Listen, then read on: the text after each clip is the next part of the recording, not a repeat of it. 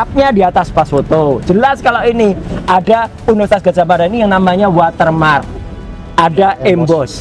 Dalam ijazah yang katanya scan yang ditunjukkan oleh Dian Sandi, yang dia posting dan digunakan oleh Andi Aswan, dan itu yang diteliti oleh Joshua. Jadi ketiga orang ini palsu semua, ya. Itu menyatakan kalau yang itu asli, padahal tidak. Inilah ijazah yang asli kalau mau dibuktikan. Paper itu adalah bukti bahwa apa yang dilakukan oleh Pak Roy dan Pak Risman itu adalah kajian ilmiah yang semestinya kalau memang dipersoalkan bisa dibantah secara ilmiah. Namun sampai hari ini tidak ada satupun bantahan yang membantah isi kajian itu. Bahkan ada afirmasi dukungan terhadap isi kajian itu dari Pak Ridho Rahmadi, ya, yang justru beliau menegaskan secara saintifik apa yang dilakukan oleh Pak Risman Sianipar itu tidak bisa dibantah karena beliau juga ahli di bidang AI yang ada irisannya dengan keahlian digital forensik yang dimiliki oleh Pak Risman Sianipar. Bagaimana kalau Presiden menghentikan ini? Penghentian tanpa menyelesaikan inti masalah, substansi keaslian ijazah saudara Jokowi tidak akan menyelesaikan apa-apa.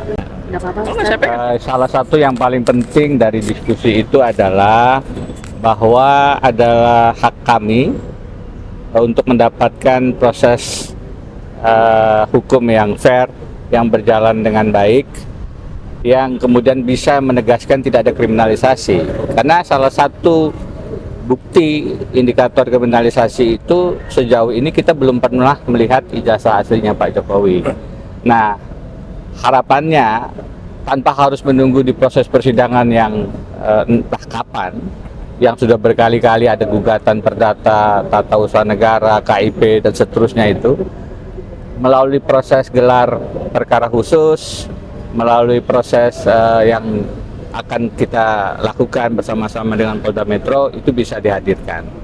Kalau itu bisa dihadirkan, baru kita bisa bicara hal-hal lain. Kalau Pak Gayus bicara berbagai macam alternatif solusi, menghentikan misalnya, beliau menyampaikan bagaimana kalau Presiden menghentikan ini.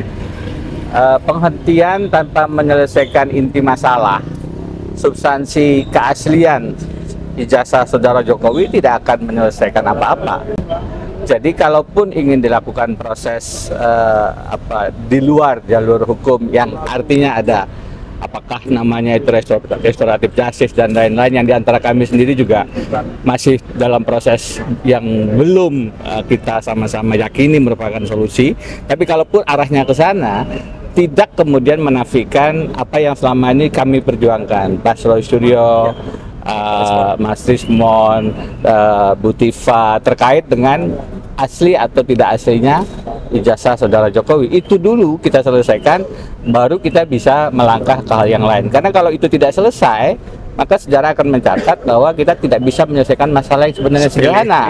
Dan betul bahwa akar masalahnya lagi-lagi pada tidak ditunjukkannya ijazah asli itu, dan karena itu kita tentu saja bukan hanya meminta sebenarnya, ya, boleh lebih tepat dikatakan sebenarnya menuntut Presiden saudara Jokowi untuk menghadirkan ijazah asli itu supaya persoalan ini clear secara hukum dan juga justru juga clear secara politik ketatanegaraan.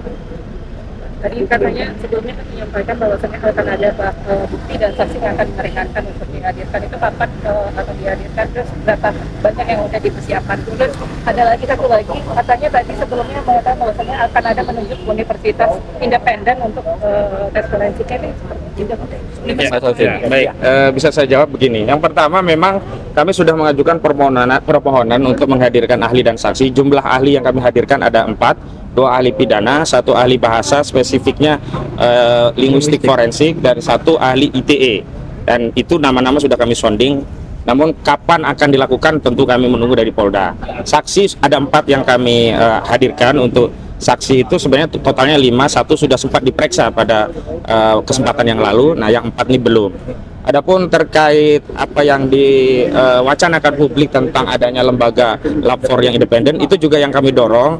Karena bagaimana ini problematiknya ada dua hal sekaligus. Pertama, untuk memeriksa substansi apakah ijazah itu benar-benar otentik atau tidak otentik, ya, bukan sekedar identik atau tidak identik, otentik atau tidak otentik begitu. Yang kedua, kaitan dengan kredibilitas lembaga yang memberikan deklarasi otentik atau tidak otentik.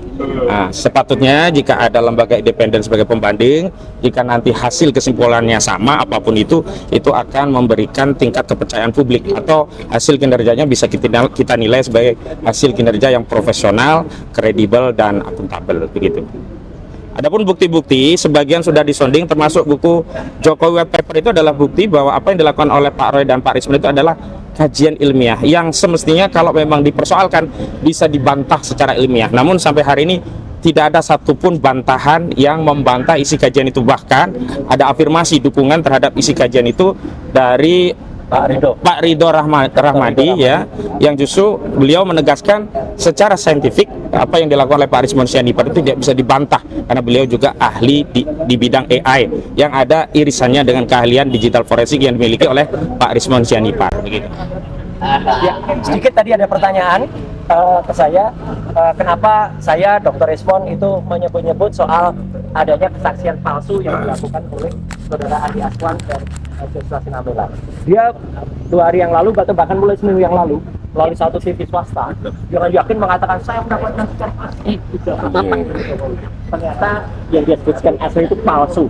Itu adalah apa yang sudah pernah diupload oleh si Dian Sandi, dan saya tunjukkan kemarin di salah satu tayangan yang sama, dan dia tidak bisa menjawab apa. Kalau sekarang ini, ya, kalau yang namanya ijazah asli dari UGM, lihat itu ada yang namanya watermark. Watermark itu ada tulisan Universitas Gadjah Mada, Universitas Gadjah Mada, Universitas Gadjah Mada. Ini baru namanya ijazah asli, ya. Terus ada satu lagi emboss. Nih, ini namanya emboss. Cap UGM, ya, dalam tanda tangan rektor. Ini baru namanya ijazah asli. Ini juga ijazah tahun 85, seangkatan dengan Jokowi. Inilah yang disebut kehutanan juga.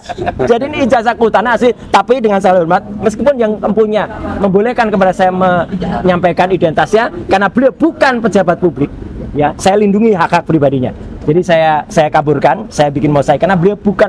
Tapi lihat, capnya di atas pas foto. Jelas kalau ini ada Universitas Gadjah Mada ini yang namanya watermark. Ada emboss. Dalam ijazah yang katanya scan yang ditunjukkan oleh Dian Sandi, yang dia posting dan digunakan oleh Andi Aswan, dan itu yang diteliti oleh Joshua. Jadi ketiga orang ini palsu semua, ya. Itu menyatakan kalau yang itu asli, padahal tidak. Inilah ijazah yang asli kalau mau dibuktikan. Saya kira itu, ya, biar jelas. Ada mana yang asli. hukum nggak, Pak? Kami pertimbangkan, tapi insya Allah itu akan ada. Karena apa? Mereka sudah menipu rakyat, mereka sudah menipu melalui salah satu TV swasta. TV swastanya pun kemarin keberatan banget, ya, gitu. Karena menyatakan kalau begitu minggu yang lalu Anda menyatakan tidak benar ini, gitu. Padahal sudah terlanjur diinformasikan eksklusif, gitu, ya. Ijazah scan asli. Saya kira itu, ya, tambahan. Secara unsur sudah masuk. Sangat masuk. Dian Sandi saja sudah masuk. Dian Sandi kan mengatakan dia memiliki asli, ya. Ini tweetnya Dian Sandi. Sebentar, saya tunjukkan biar jelas. Nah, ini tweetnya Dian Sandi. Ini yang asli, ya? Yang asli. Buat yang ributin fotokopi ijazah Pak Jokowi yang pada utas, biar kalian tenang lebarannya. Ini saya upload yang asli. Ini loh, dia bilang yang asli. Ini diupload dia pada tanggal 1 April 2025, ya. Oke, saya kira itu, ya. Bang, tadi sempat mendesak juga masih ke penyidik atau kepolisian. Oh, belum. Karena kami harus laporkan dulu, ya. Kami tidak bisa gerusak-gerusuk. Semua dan kami harus melalui kuasa hukum, ya. Atau mempertanyakan statusnya dia. Oh, belum. Enggak. Itu bukan hak kami, ya. Itu nanti haknya kuasa hukum. Semua prosedur, ya. Oke, terima kasih. Pak Roy itu kemarin dia pun juga sempat menyebutkan bahwasannya akan menghadirkan Salah satu dulu, yang mana dulu? Mana? Saya tunggu di TV-nya mana yang mau katanya Dumatno itu, ya. Pak Rustamnya sudah hadir, tunggu dia di podium, Pak. Mana Dumatno? Nggak ada Dumatno, ya, gitu. Dumatno. Oke, lanjut.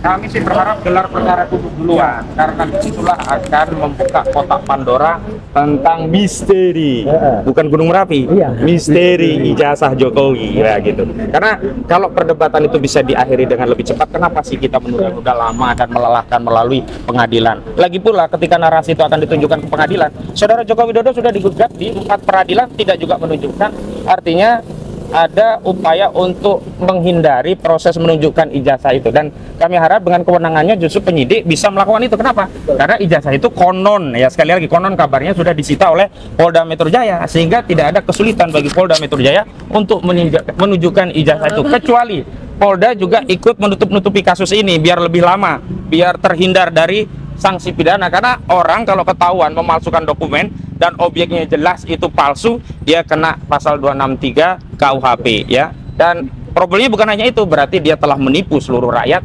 Indonesia, begitu. Ini kan poin gelar perkara khususnya akan jadi penting ya Bang. Penting sekali. Nanti kalau ditolak oleh Polda bagaimana?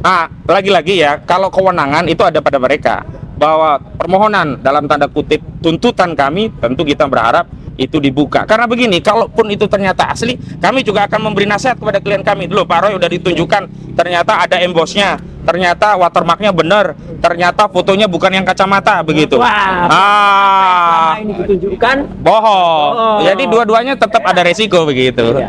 Teman-teman, kenapa gelar perkara khusus itu penting? penting nih. Ya. Kalau kita buka rekam jejak digital di sosial media, persoalan keaslian atau kepalsuan ijazah saudara Jokowi ini sudah berumur lebih kurang 11 tahun. Karena itu sudah menjadi isu sebenarnya sejak 2014. Maka argumentasi bahwa akan dibuka di pengadilan itu pun sudah berkali-kali tidak dilaksanakan. Hukum akhirnya hanya menjadi alat instrumen benteng prosedural saja. Kemarin di salah satu siaran televisi diberitakan ada 7 gugatan sebenarnya yang terkait dengan ijazah, dan 7-7-nya tidak bisa menghadirkan ijazah asli. Ada sidang di keterbukaan informasi publik, ada yang sudah masuk penjara. Jadi terlalu banyak korban untuk ditutupnya ijazah asli Pak Jokowi. Kalau kemudian dikatakan itu ada data pribadi, saya katakan data pribadi apa yang tidak diketahui publik di sini? Nama beliau, fakultas kehutanannya, Universitas Gajah Madanya, tahun lulusnya, data pribadi apa, sehingga kemudian UGM misalnya tidak bisa menunjukkan, jangankan ijazah aslinya karena memang ada di saudara Jokowi, tapi salinannya pun tidak bisa karena mengaku terkendala dengan data pribadi. Sebenarnya ijazah itu data pribadi apa yang tidak kita ketahui? Paling nomornya yang di pojok kanan atas itu, atau Itu pun juga tidak. itu pun sebenarnya sudah kita tahu semua gitu. Jadi alangkah panjangnya habis waktu dan tenaga kita untuk mengurus satu hal yang sebenarnya simpel. Jadi gelar perkara itu pada dasarnya adalah upaya untuk mempercepat proses ini agar kita tidak kemudian menunggu sesuatu yang terlalu lama yang sudah dilakukan dalam beberapa gugatan pengadilan dan toh tidak dibuka. Saya khawatir itu akan berulang, dan kami berusaha untuk mengakselerasi itu lewat meminta dibuka saja, salah satunya lewat gelar perkara khusus.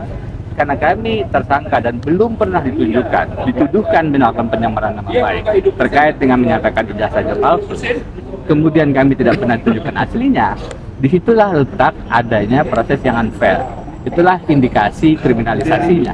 Mari sama-sama kita jaga proses ini independen, proses ini adil bagi tersangka, bagi semua, bagi rakyat untuk mengetahui, dan karenanya digelar perkara khusus itu menjadi penting untuk menghadirkan satu-satunya yang sampai sekarang belum pernah kita lihat setelah 11 tahun sejak 2014, sejak pertama kali ini muncul ijazah asli saudara Jokowi.